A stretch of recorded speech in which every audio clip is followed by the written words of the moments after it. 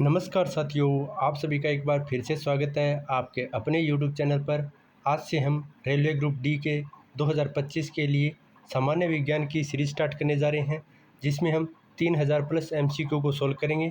और इसमें हम सभी के सभी रेलवे ग्रुप डी 2018 में पूछे गए प्रश्न और उससे पहले वाले ग्रुप डी में पूछे गए प्रश्नों को सोल्व करेंगे और जानेंगे कि सामान्य विज्ञान के कौन कौन से इंपॉर्टेंट क्वेश्चन पूछे जाते हैं और आगे आने वाले सभी रेलवे एग्ज़ामों के लिए यह सीरीज़ महत्वपूर्ण रहेगी। यह 100% रियल क्वेश्चन रहेंगे। चलिए आज से शुरू करते हैं रेलवे ग्रुप डी की इस महामैराथन के बारे में।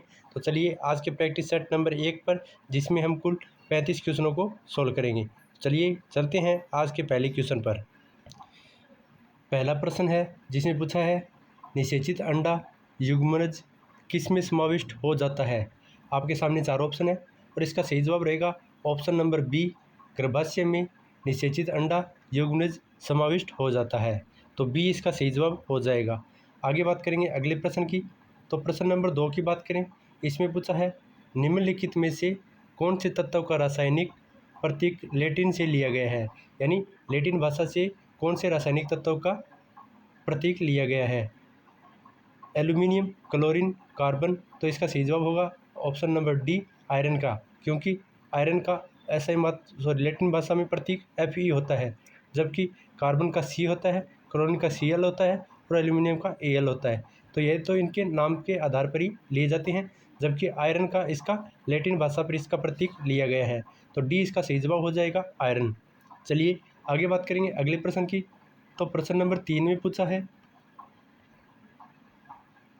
कोई बल 1 kg पिंड की गति को 4 मीटर प्रति सेकंड से 8 मीटर प्रति सेकंड तक बढ़ा देता है, तो बल द्वारा किया गया कार्य क्या होगा।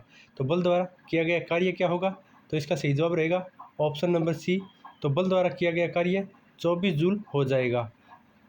चलिए आगे बात करेंगे अगले प्रश्न की। तो प्रश्न नंबर 4 में पूछा है, किसी वस्तु पर कार्य करने वाले गुरुत्व बल को डैश के रूप में भी जाना जाता है। आपके सामने 4 ऑप्शन है। तो गुरुत्वीय बल को किसके रूप में भी जाना जाता है, तो इसका सही जवाब रहेगा ऑप्शन डी। तो उसे भार या वेट के नाम से भी जाना जाता है। तो डी इसका सही जवाब हो जाएगा। चलिए आगे बात करेंगे प्रश्न नंबर 5 पर कि प्रश्न नंबर 5 में क्या पूछा है।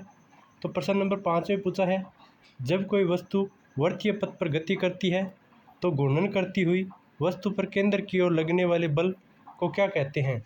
यानी जब कोई वस्तु वृत्तीय गति पर गति करती है, यानी वर्ताकार मोशन में गति करती है, तो केंद्र की ओर लगने वाले बल को किस नाम से जाना जाता है, तो यह अभिकेंद्रीय बल के नाम से जाना जाता है।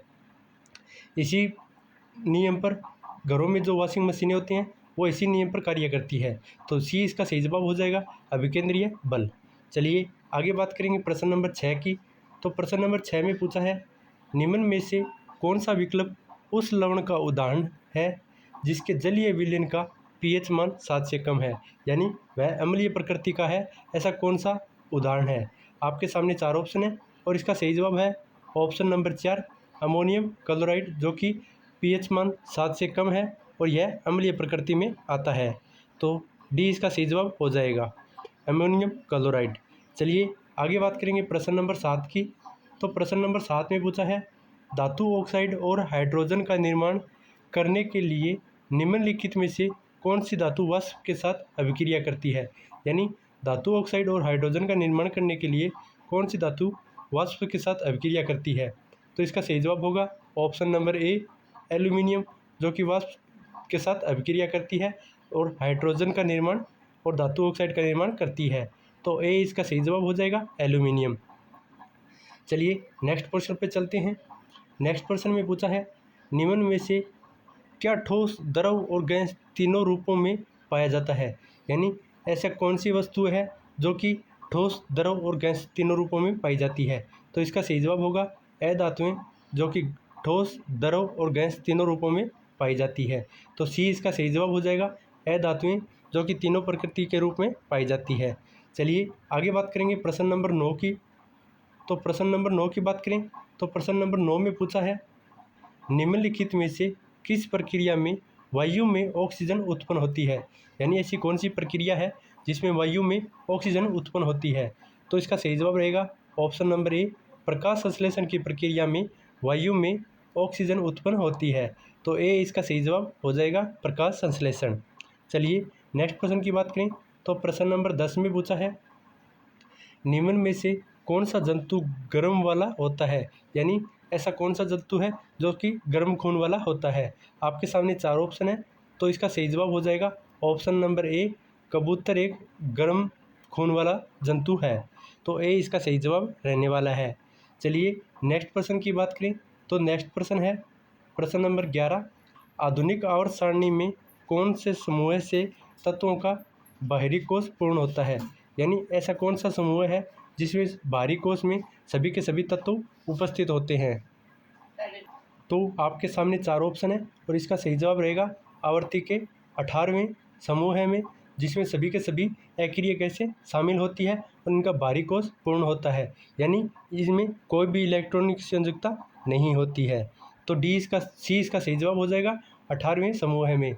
चलिए अगले प्रश्न की बात करें तो पूछा है, साधारणतः विद्युत धनात्मक तत्वों की संयोजकता होती है, यानी जो धनात्मक तत्व होते हैं उनकी संयोजकता कितनी होती है। तो उनकी संयोजकता 1 से लेकर 3 तक होती है, यानी 1, 2 या 3 हो सकती है।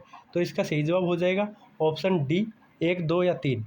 चलिए नेक्स्ट प्रश्न की बात करें तो प्रश्न नंबर 13 है, इसमें पूछा है पृथ्वी का द्रव्यमान कितना है, यानी पृथ्वी का द्रव्यमान कितना है। आपके सामने 4 ऑप्शन है और इसका सही जवाब है ऑप्शन नंबर डी, 6 × 10 की घात 24, जो कि पृथ्वी का द्रव्यमान हो जाएगा केजी में।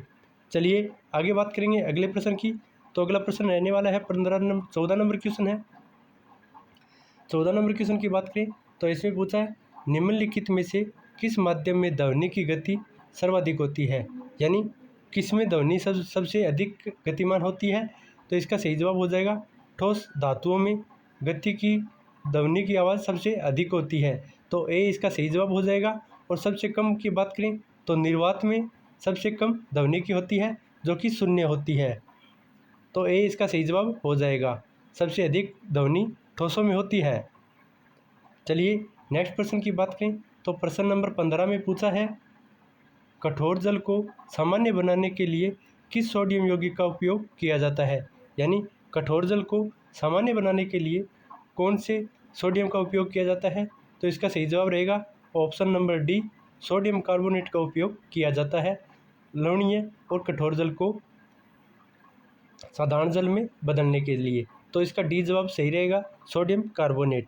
चलिए नेक्स्ट प्रश्न पे चलते हैं। तो अगले प्रश्न की बात करें तो प्रश्न नंबर 16 है, इसमें पूछा है भौतिक विज्ञान में किए गए कार्य को परिभाषित किया जाता है, यानी भौतिक विज्ञान में किए गए कार्यों को किससे परिभाषित किया जाता है। ऑप्शन ए, किसी वस्तु पर कार्यान्वित बल जो वस्तु को विस्थापित नहीं कर पाता है के द्वारा, या विस्थापित वस्तु द्वारा, या वस्तु पर कार्यान्वित बल के द्वारा, या उपयुक्त इनमें से सभी के द्वारा। तो इसका सही जवाब हो जाएगा ऑप्शन नंबर डी, यानी इन सभी के द्वारा भौतिक विज्ञानों में इन कार्यों को परिभाषित किया जाता है। तो डी इसका सही जवाब हो जाएगा। चलिए आगे बात करेंगे डी, यानी बी एवं सी इसमें सही रहेगा। बी और सी कौन कौन सी हैं, यानी वस्तु को विस्थापित कर दिया गया है और इस पर क्रियान्वित बल कितना लगा है। तो यह दोनों सही हो जाएंगे और ए इसका गलत हो जाएगा, यानी बी और सी सही रहेगा। चलिए आगे बात करेंगे अगले प्रश्न की। तो अगला प्रश्न रहने वाला है प्रश्न नंबर 17 है।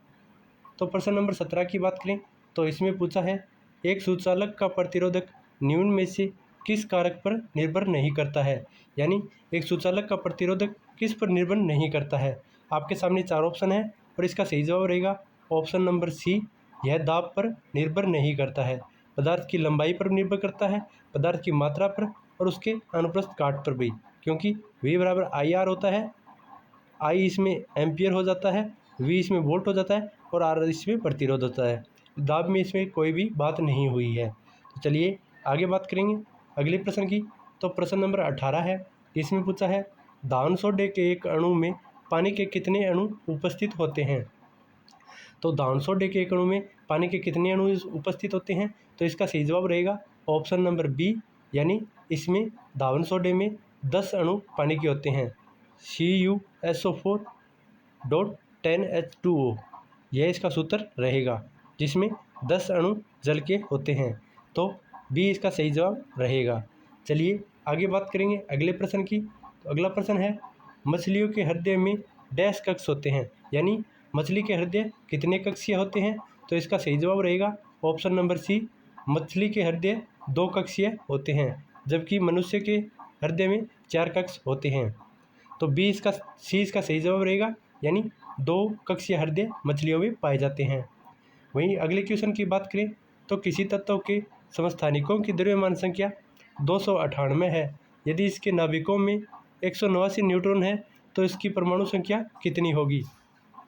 आपके सामने 4 ऑप्शन है और इसका सही जवाब रहेगा ऑप्शन नंबर सी, इसमें कुल 109 परमाणु संख्या हो जाएगी। तो सी इसका सही जवाब रहेगा 109। चलिए आगे बात करेंगे अगले प्रश्न की। तो प्रश्न नंबर 21 के बारे में जानते हैं कि इसमें क्या पूछा है। 21 की बात करें तो लेंस बनाने के लिए निम्नलिखित में से किसका उपयोग नहीं होता है, यानी लेंस बनाने के लिए किसका उपयोग नहीं होता है। पानी का, कांच का, प्लास्टिक का और मिट्टी का। तो इसका सही जवाब रहेगा ऑप्शन नंबर सी, इसमें मिट्टी का कोई उपयोग नहीं होता है लेंस बनाने के लिए, बाकी तीनों वस्तुओं का उपयोग होता है। तो सी इसका सही जवाब रहेगा मिट्टी।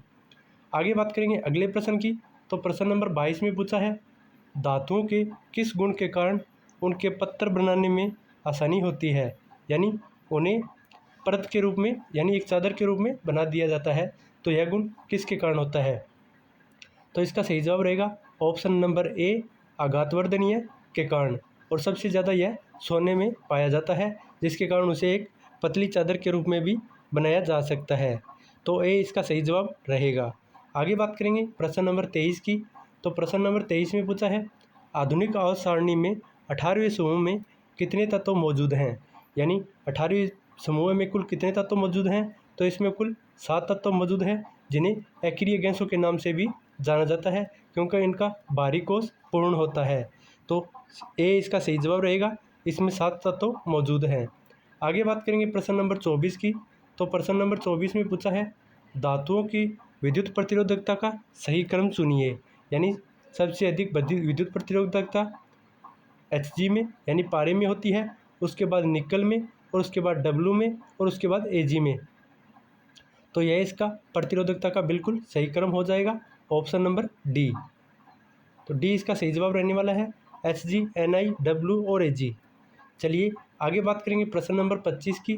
तो प्रश्न नंबर 25 में पूछा है, जर्मेनियम, आर्सेनिक, सेलेनियम और ब्रोमीन के परमाणुओं में डैश कक्षाएं होती है, कि इनमें कुल कितनी कक्षाएं मौजूद होती हैं। तो इसका सही जवाब रहेगा ऑप्शन नंबर सी, उनमें कुल 4 कक्षाएं मौजूद होती है। आर्सेनिक, जर्मेनियम, सेलियम और ब्रोमीन, इन चारों में 4 कक्षाएं मौजूद होती है। वहीं आगे बात करेंगे प्रश्न नंबर 26 की। तो प्रश्न नंबर 26 की बात करें तो इसमें पूछा है, किसी परमाणु का उप परमाणु कण नहीं है, यानी इनमें से ऐसा कौन सा परमाणु है जिसका उप परमाणु कण नहीं है। तो इसका सही जवाब है ऑप्शन नंबर ए, जिनोन का कोई भी एक उप परमाणु कण नहीं है, बाकी का परमाणु कण है। तो ए इसका सही जवाब रहेगा जिनोन। आगे बात करेंगे प्रश्न नंबर 27 की। तो प्रश्न नंबर 27 की बात करें तो इसमें पूछा है, परमाणु के भीतर न्यूट्रॉन द्वारा प्रोटॉन पर आरोपित बल कहलाता है, यानी परमाणु के भीतर जो न्यूट्रॉन के द्वारा प्रोटॉन पर बल लगाया जाता है उसे किस नाम से जाना जाता है। तो उसे नाभिकीय बल के नाम से जाना जाता है। तो डी इसका सही जवाब रहेगा, नाभिकीय बल। आगे बात करेंगे प्रश्न नंबर 28 की। तो प्रश्न नंबर 28 की बात करें तो इसमें पूछा है, उस लवण का उदाहरण निम्न में से कौन सा है जो जिसकी जलीय प्रकृति का pH 7 से कम है, यानी यह क्वेश्चन पहले पूछा जा चुका है। तो इसका सही जवाब है option number B, ammonium chloride. इस क्वेश्चन पर ज़्यादा टाइम नहीं लगाएंगे क्योंकि पहले इस पर डिस्कस हो चुकी है। चलिए आगे क्वेश्चन पर बात करेंगे। प्रश्न नंबर 29 है, कौन सा उत्तक पौधों को कठोर और दृढ़ बनाता है, यानी पदार्थों का कौन सा उत्तक होता है जो उन्हें कठोर और दृढ़ बनाता है। तो इसका सही जवाब हो जाएगा ऑप्शन नंबर बी, स्क्लेरोकाइमा, जो कि पौधों को कठोर और दृढ़ बनाता है। तो बी इसका सही जवाब रहेगा। जाइलम पौधों को जल की आपूर्ति करता है, वहीं बी इसका सही जवाब है, कठोर और दृढ़ बनाता है उत्तक जो कि पौधों को। चलिए आगे बात करेंगे क्वेश्चन नंबर 30 की। तो क्वेश्चन नंबर 30 में पूछा है, निम्नलिखित में से मत्स्य वर्ग की विशेषता क्या नहीं है, यानी इनमें से कौन सी मत्स्य वर्ग की विशेषता नहीं है। तो इसका सही जवाब हो जाएगा ऑप्शन नंबर ए, स्यूडोकोलम की उपस्थिति, जो कि मत्स्य वर्ग का विशेषता नहीं है। गलफड़ों के द्वारा श्वसन लेना, हड्डी उपस्थिति का अंतःकंकाल और स्लग का बहिकंकाल, यह सभी के सभी मत्स्य वर्ग की विशेषताएं हैं, जबकि ऑप्शन नंबर ए, स्यूडोकोलम की उपस्थिति, यह मत्स्य वर्ग में नहीं आती है। तो इसका सही जवाब हो जाएगा ऑप्शन ए। आगे बात करेंगे प्रश्न नंबर 31 की। तो प्रश्न नंबर 31 की बात करें तो इसमें पूछा है, मनुष्यों में पाए जाने वाले प्लेसेंटा उत्तक द्वारा निम्न में से कौन सा किया जाता है, यानी इनके द्वारा क्या कार्य होता है। आपके सामने 4 ऑप्शन है और इसका सही जवाब है ऑप्शन नंबर ए, भ्रूणों में अपशिष्टों को बाहर निकालना और भ्रूण को पोषण प्रदान करना, यह प्लेसेंटा उत्तकों का कार्य होता है। तो ए इसका सही जवाब हो जाएगा। चलिए नेक्स्ट प्रश्न की बात करें तो नेक्स्ट प्रश्न है प्रश्न नंबर 32 है। इसमें पूछा है, रक्त में शर्करा यानी शुगर के सतह में वृद्धि का पता किसकी कोशिकाओं के द्वारा चलता है, यानी रक्त में शक्कर यानी शुक्र की मात्रा सबसे ज़्यादा है, यह किसके कारण पता चलता है। तो इसका सही जवाब हो जाएगा ऑप्शन नंबर ए, इसका पता अग्नाशय के द्वारा पता लगाया जाता है। तो ए इसका सही जवाब होने वाला है। आगे बात करेंगे प्रश्न नंबर 33 की। तो प्रश्न नंबर 33 में पूछा है, कॉन्स्टेंटेंट डैश धातुओं को मिश्रित करके बनाया जाता है। तो कौन से धातुओं को मिश्रित करके कांस्टेंट बनाया जाता है। तो इसका सही जवाब है ऑप्शन नंबर डी, कॉपर और निकल को धातुओं का मिश्रण कर उन्हें कांस्टेंट धातुएं बनाया जाता है। तो डी इसका सही जवाब हो जाएगा Cu और Ni। आगे बात करेंगे अगले प्रश्न की। तो अगला प्रश्न है प्रश्न नंबर 34 है, डैश पर वस्तु का भार अधिकतम होता है, यानी कौन से स्थान पर वस्तु का भार अधिकतम होता है। तो इसका सही जवाब रहेगा ऑप्शन नंबर ए, ध्रुवों पर सबसे अधिक भार होता है, क्योंकि यहाँ पर गुरुत्वीय बल अधिक होता है, जिसके कारण भार की मात्रा बढ़ जाती है। तो ए इसका सही जवाब रहेगा, ध्रुवों पर सबसे अधिक भार होता है। चलिए आज के अंतिम प्रश्न की बात करेंगे तो प्रश्न नंबर 35 रहेगा। तो प्रश्न नंबर 35 की बात करें तो इसमें पूछा है, यदि किसी परिपथ में 6 मिनट में 0.1 एम्पियर धारा प्रवाहित होती है तो इनमें प्रवाहित विद्युत आवेश की मात्रा कितनी होगी। तो इसमें कुल कितनी विद्युत धारा की मात्रा होगी। तो इसमें कुल बी यानी 216 कूलम की धारा उपस्थित रहेगी। इसका सही जवाब हो जाएगा 216। तो यह थे आज के ग्रुप डी के प्रैक्टिस सेट नंबर 1 के कुल 35 क्वेश्चन। और तो कमेंट में बताइए आपके कुल कितने क्वेश्चन सही हुए हैं।